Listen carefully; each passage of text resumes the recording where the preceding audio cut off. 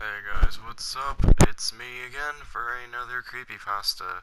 So today we have got a creepypasta called The Tapper, and from what you guys will see later, I think this was meant to sort of be a homage to the old SCP creepypastas, you know, the ones that were like all over the place back then, like stuff like Jeff, Slenderman, etc. Anyway, I've stalled enough, let's get right into this creepypasta. So, what's so special about this place anyway? You haven't even told us where or what it is, and yet you call us in the middle of the night, let alone at 3 a.m., asking us to come with you. I asked with genuine curiosity.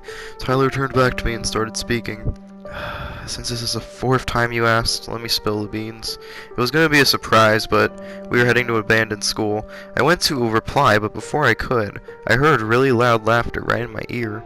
It was Sean, who out of our circle of friends always seemed to be the most skeptical and rational out of all of us.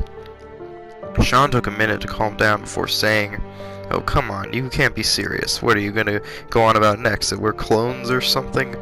Tyler looked back at him and spoke, anger clearly showing in his voice. "We are not just going here because of a ghost, Sean. There's a little more to it than that." "What, two ghosts?" Sean replied before literally falling over out of laughter. Tyler spoke to Sean, this time with an even more agitated voice. "I'll tell you the whole story when we get there. I don't want anyone to overhear me telling it." And with that, Sean stopped laughing and ran over to us in order to catch up. I glared at him, letting him know that I was mildly annoyed at him for his unfunny comeback. After that, we kept walking for a few more hours, nothing notable happening along the way. And before I knew it, we were at the gate to the abandoned school. The metal was rusted, and some unidentifiable plants were growing all along the many surfaces and edges. I stared at the gate for a moment before trying to open it. Looking closely at the gate, I saw no chains, locks, or sort of handle. So I assumed it would be best to start out trying an obvious, opening it the traditional way. I reached down and grabbed one of the metal bars. I made sure my grip was as tight as it could go before I leaned back and pulled with all my strength. The metal bar ended up snapping almost clean in half, but not before causing me to fall to the floor and sustain a few cuts all over the palm of my hand. I dusted myself off and looked over at Tyler. "Well, got any bright ideas?" I said to him sarcastically. He looked back at me and said, "Well, the gate ain't open completely, but the gap between the bars is why I had enough to fit through."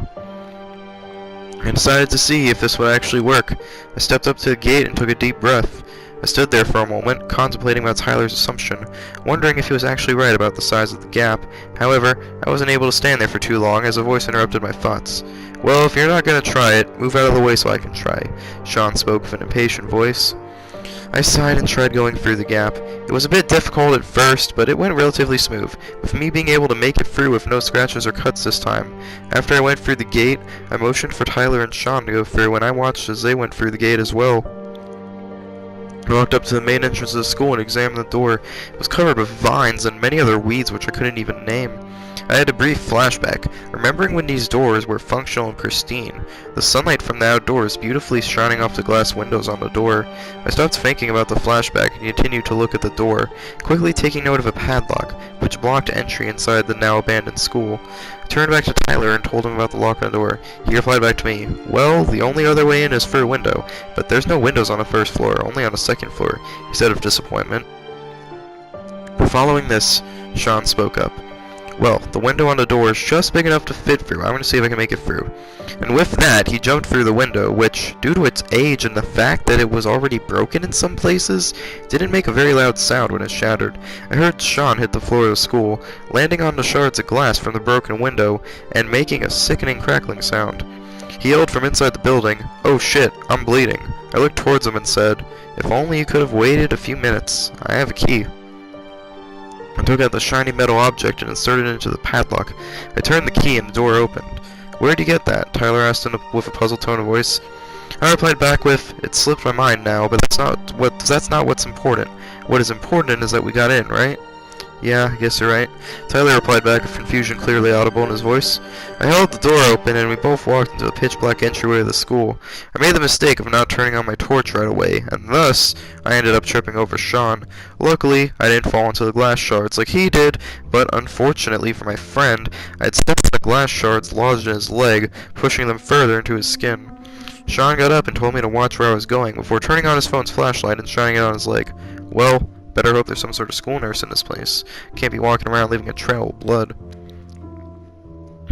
Sean got up and leaned on me for support. I managed to stabilize myself and take out my hand torch. I turned it on and I did a quick scan of the lobby.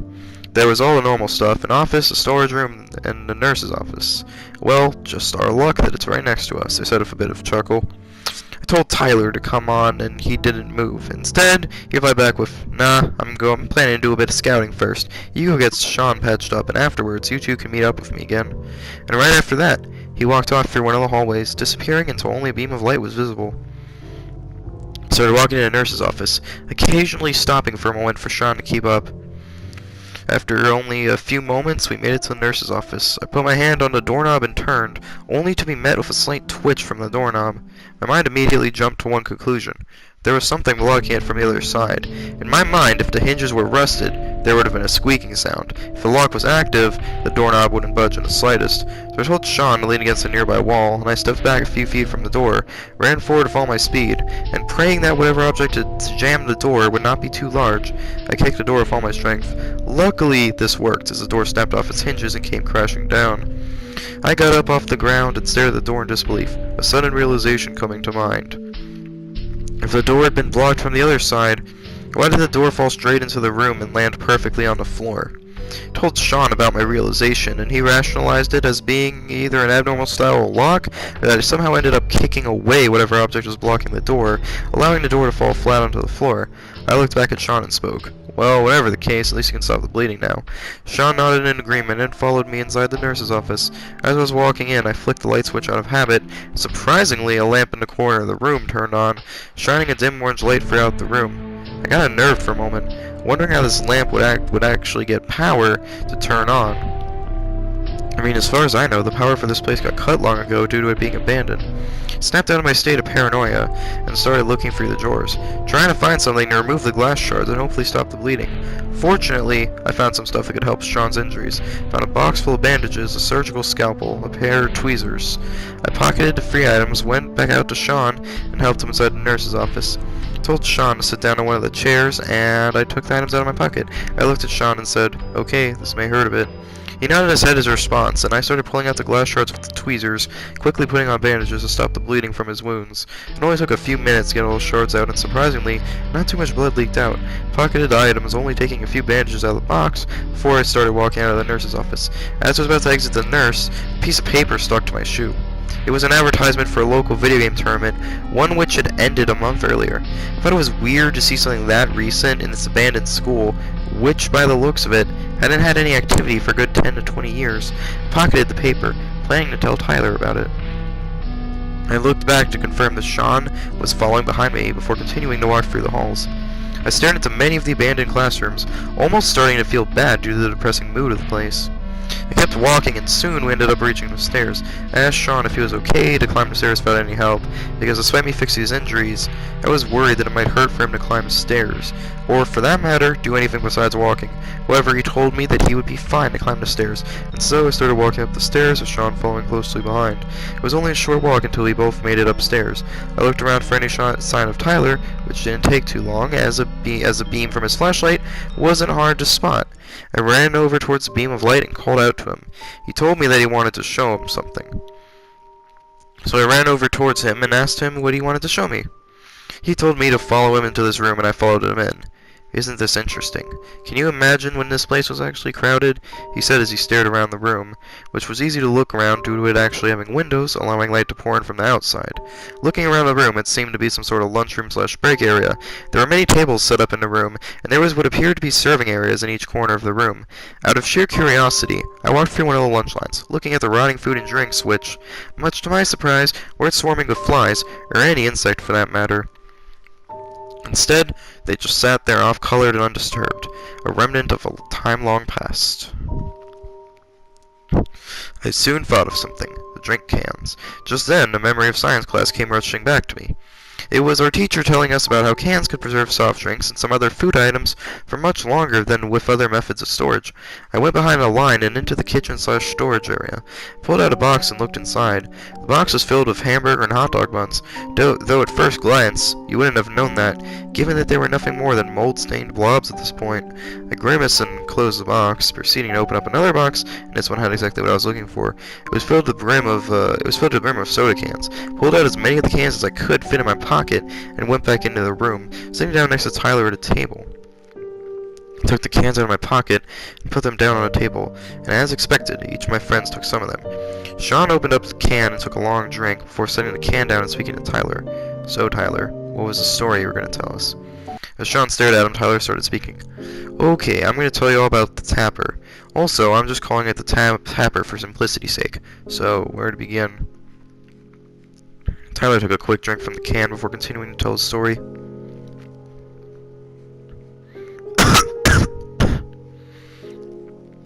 So, a while back, I'm guessing a good 10-15 years from now, there was one transfer student who ended up coming to my school. It was a girl with long red hair, and she seemed to carry some sort of bizarre aura with her. Surprisingly, no one had offered to show her around the school. She just sat down at an empty desk, took out a notebook, and judging by her hand movements, she seemed to start drawing. Tyler was interrupted by Sean. So, what's scary about this and why is she called a Tapper? Tyler started speaking again. Okay, so she isn't necessarily called a Tapper, and you'll see why later in the story. Anyway, nothing important, at least this story, ended up happening for a good few months later. The girl I told you about earlier? There's only one skill she had, at least from what anyone could tell. It was gaming. Yep, I'm not joking here, but it wasn't like saying something like a rank or some arbitrary skill measurement system. No, it's hard to describe, but she had some sort of natural talent or something. She could get any game, even when she hadn't played before, and after quick warm-up sessions, she could beat just about anybody. This ability, it came with a cost. As far as I know, she involuntarily kept tapping her fingers, and from what I've heard from my classmates back then, she almost never stopped doing it. And when she did, her fingers moved at surprising speed and precision, typing and drawing at very fast speeds. Sadly, despite her talents, she was constantly picked on and called out by teachers for her involuntary behavior, resulting in her becoming visibly depressed. Sean interrupted with another not very good joke. Yeah, like a girl with red hair wasn't already emo and depressed to begin with. I replied back to Sean. Seriously, stop stereotyping. You know that red is a natural hair color, right? Anyway, continue on with your story, Tyler. Tyler took another drink from the can. Before clearing his throat once more, he started to tell the story once more. Anyway, I ended up talking to her once. It was a relatively normal day at school. My history teacher had randomly assigned groups for an upcoming project, and unsurprisingly, I was on the same group as her. So we exchanged numbers to work on a project outside of school, and we ended up talking about completely unrelated things. She told me many things about her and her life story, and in turn, I told her mine. I don't remember too much about it, except for the fact that she told me that she liked to go into her old school to reminisce on her childhood. Also, that school is the very same one we are standing in right now. Even back then, it was already abandoned, but it didn't start rotting and decaying until many years later. Anyway, here comes the scary part of it. About a few months after I met her, she did something really bold in class one day. She ended up asking out someone to the school dance. However, it didn't go too well. The person rejected her and made her look like a fool in front of everybody. For all the pointing and laughing, she stormed off and yelled, "I swear I'll get you for this." Now at this point, while I didn't see it myself, I've heard from many teachers and students that she ran out of the school and went off into the park next to the school. The weird part is, she never came back to school, nor did she respond to any texts I'd sent her. For that matter, text anyone else had sent her. This time, I was the one to interject, so I have a few questions. Firstly, what makes this story so scary? It just sounds like your average sob story about a teenage girl who ran away and committed suicide. Secondly, what does her ability have to do with the rest of the story? Finally, where does the whole Tapper thing come into play? Tyler paused for a second before answering all three of my questions. Okay, all these questions are related, so it wouldn't make too much sense answering them all without the proper context. I'm gonna keep telling you the story. That's the fastest way I can answer your questions. Tyler took a drink from the can before continuing. Anyway, back to the story. So here's the real kicker. Not even a few days after she ran out of school, there were 3 people found dead, all of the same method. Now ordinarily I wouldn't see a correlation. However, they were the person who rejected her and 2 of his friends. Okay, you gotta admit, it's a little bit too much to be a coincidence. Sadly, no evidence was found suggesting it was her, and after a few more weeks, the hype had died down and almost everybody forgot. At this point, there would have still been a shred of doubt in my mind, but unfortunately, that shred of doubt was soon shattered by what followed. Came home from school and everything went normal until I was trying to go to sleep, because not even a few minutes after I got in bed, I heard tapping on my window. I just stayed motionless in bed trying to get some sleep. After no more than a minute went by, the tapping was interrupted by my dog growling, and from the way I could hear the sound running towards my window. I heard what sounded like the dog furiously biting down on something before I heard a pained whimper, and then silence. I was too scared at this point to sleep, so I feigned illness to get the day off school. After staying up all night, pretending to have a violent coughing fit, I heard my parents leave for work. I looked out the window of the car, and once I saw it speed miles down the road, I went out to the backyard and looked in my window. What I saw was a sight that will never leave my memory. On the grass beneath my feet, I saw the head of my dog and some bones which appeared to have writing carved into them. I threw up all over the lawn before I could regain my composure enough to pick up the bones and bury the head of my dog. I went back inside my room and took the bones out of my pocket. It took me a while to arrange the bones in a correct order, but once I did, it made a message. The message read, "I hate to bring an innocent into this, but hey, your dog attacked first, so he got what's coming to him. I'm sorry about this, and how I had to convey my message in such a grisly manner. However, despite me still thinking of you as a friend, I won't hesitate to end you if you tell anyone else. Also, the taps are a warning. If you happen to hear them, it means someone is going to die. Not that you are, but I have many reasons to end lives. I don't wait very long after a few taps before a strike. The risk of sounding crazy, you might want to warn some people about my involuntary behavior." Sean interrupted once more. Does anyone hear it? Listen." Then I heard it, sound of fingernails tapping against glass. After that, I ran. I didn't stop running until I reached my house. I went inside my house, grabbed some valuables of mine, and checked into a nearby hotel. I'm writing this from my laptop, and I'm gonna post this. I'm gonna get the word out there. I don't have much time left. I've been hearing tapping on a window, and I just got a glimpse of her face. Oh God. I can't even describe it. Goodbye.